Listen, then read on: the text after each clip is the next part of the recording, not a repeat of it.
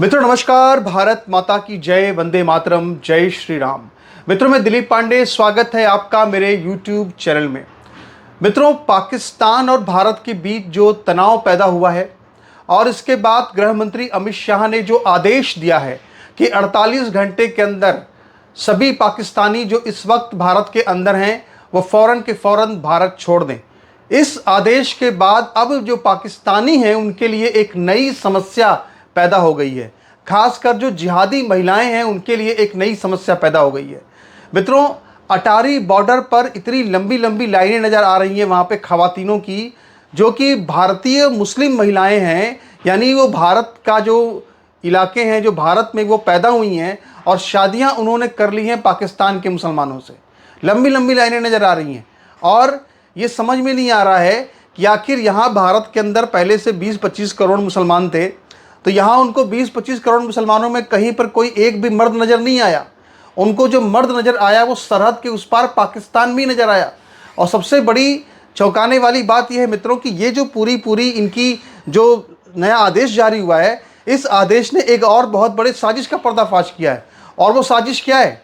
और बड़ी चौंकाने वाली बात है मित्रों कि यहाँ पे भारत के अंदर रहने वाली तमाम जो मुस्लिम महिलाएं थी, इन्होंने जा करके शादियाँ जो है वो पाकिस्तान के मुसलमानों से की थी और ये बच्चे वहाँ पे गर्भ धारण करती थी। यानी कि पाकिस्तान के मुसलमानों के यहाँ जा कर के ये बच्चे गर्भ धारण करती थी, वहाँ पर ये रातें बिताती थी, वहाँ पर ये रहती थी। और जब इनके बच्चा ठहर जाता था तो बच्चा पैदा करने के लिए ये भारत में आ जाया करती थी। यानी आप ज़रा देखिए किस तरह का मामला है कि जहाँ पर उनको पाकिस्तानी मुसलमानों के साथ जब रहना है तो वहाँ पाकिस्तानी मुसलमानों के साथ चली जाती थी और इसके बाद भारत के ऊपर बोझ बनने के लिए बच्चे लेकर के यहाँ आ जाया करती थी। अब हिंदू क्या क्या करे, हिंदुओं के टैक्स से क्या क्या होगा? आखिर मोदी कहाँ कहाँ तक तुमको देखे, तुम्हारा बच्चा भी मोदी पैदा करवाए, तुम्हें खाने के लिए भी मोदी दे, तुम्हें रहने के लिए भी मोदी प्रधानमंत्री का कार्यालय दे, तुम्हें जलाने के लिए तुम्हें गैस भी मोदी दे।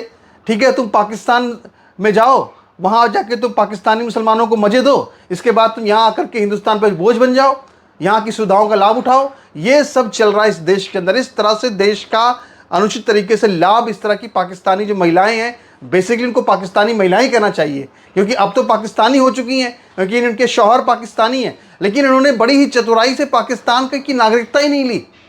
यानी वहाँ पर अप्लाई कर दिया, नागरिकता ली नहीं, यहाँ भारत के अंदर आकर के जो है वो आकर के भारत की सरकार पर बोझ बनने की कोशिश करती हैं। अब यहाँ पे इतनी बड़ी संकट की स्थिति पैदा हो गई है, इनके पास वैलिड डॉक्यूमेंट कहीं है नहीं। जब वैलिड डॉक्यूमेंट नहीं है तो बिना वैलिड डॉक्यूमेंट दिखाए इनको वहाँ से बाहर भेज सकते नहीं है। अगर कई ऐसी भी महिलाएं हैं जिनको कि पाकिस्तान की सरकार स्वीकार करने को तैयार नहीं है, यानी इन्होंने अपना पूरा बेड़ा गर्क कर लिया है। इनको सबसे बड़ी चमत्कार की बात यह है कि इनको 20 करोड़ मुसलमानों में कहीं कोई एक भी इनके सपनों का राजकुमार नज़र नहीं आया। इनको पाकिस्तान जाना पड़ा अपना सपनों का राजकुमार देखने के लिए।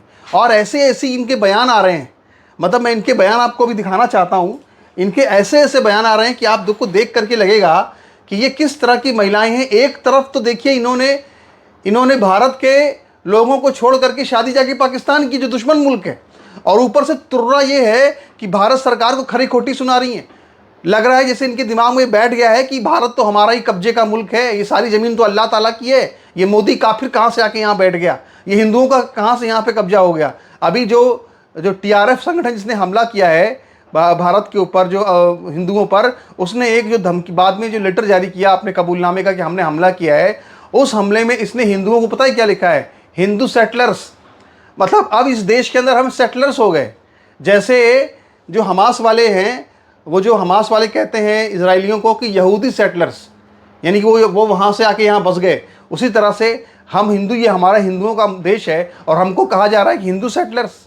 ये पूरी हमास की भाषा है जो कि साफ साफ इस बात को दिखा रही है कि हमास का इन्वॉल्वमेंट जो है वो कश्मीर के अंदर है। तो अभी यहाँ पर हम जो बात कर रहे हैं वो जिक्र कर रहे हैं इस तरह की महिलाओं की, इस तरह की खबीस खड़ूस महिलाओं की जिन्होंने वहाँ जाकर के शादी की है।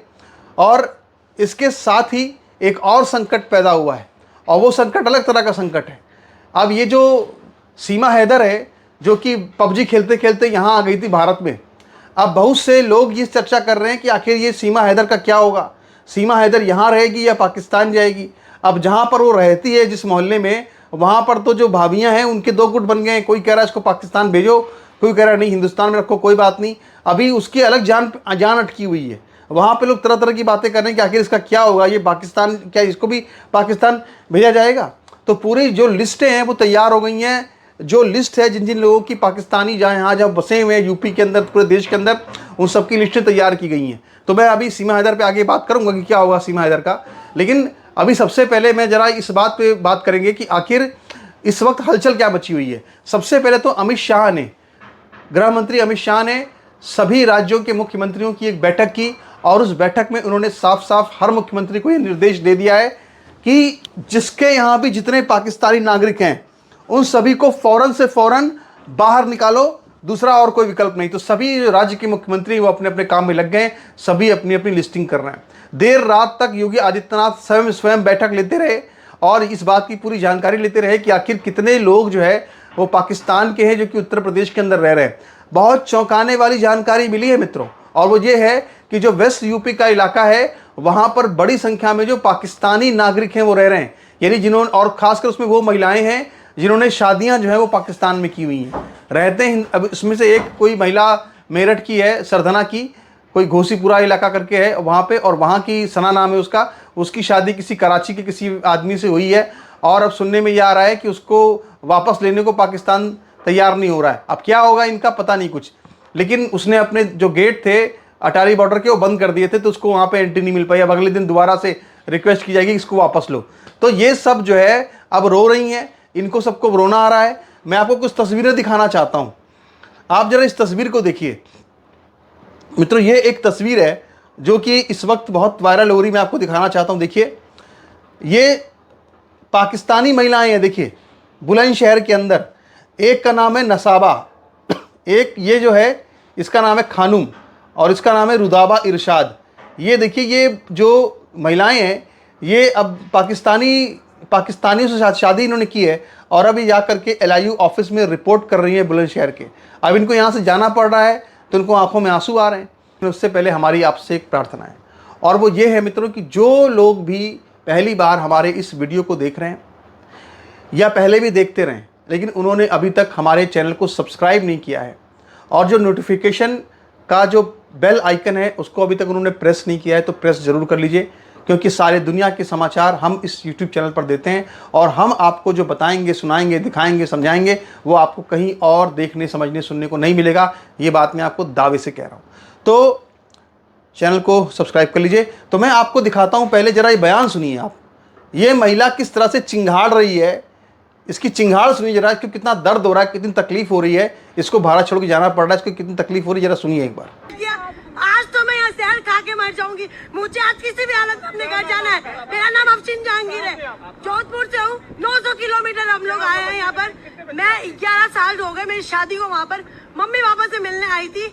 विदिन 48 आवर्स में खाली करो, निकल गए। मेरे 2 बच्चे बॉर्डर के उस पार खड़े हुए अपने पापा के साथ है। या फिर है ना, गवर्नमेंट ने ये क्यों नहीं चलाया कि जिनकी शादियां हुई हुई है, जो बच्चे यहाँ आई हुई है, उनको ये प्रोटोकॉल फॉलो करना। बस गाइडलाइन चला दी 48 आवर की।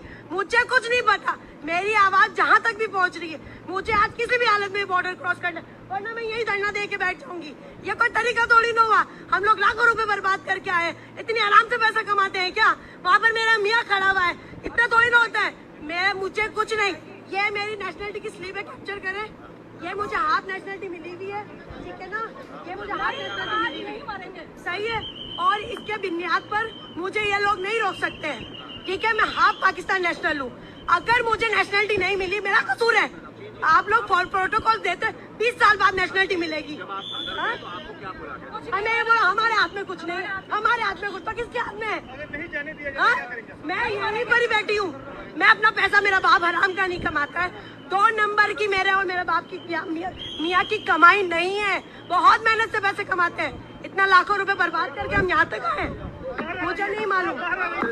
मेरी 15 साल हो गए शादी को। मेरा वीजा मैं यहीं से लेती हूँ, एम्बेसी से। अब एम्बेसी बंद होगी, वीजा मेरे हाथ में। कहाँ पे रहते थे? यहाँ मैं दिल्ली में रहती हूँ, दिल्ली के अंदर। हाँ, शादी कराची में हुई। मेरे 4 बच्चे हैं छोटे, उनको वीजा नहीं दिया, मैं उनके साथ उनको ला नहीं पाई।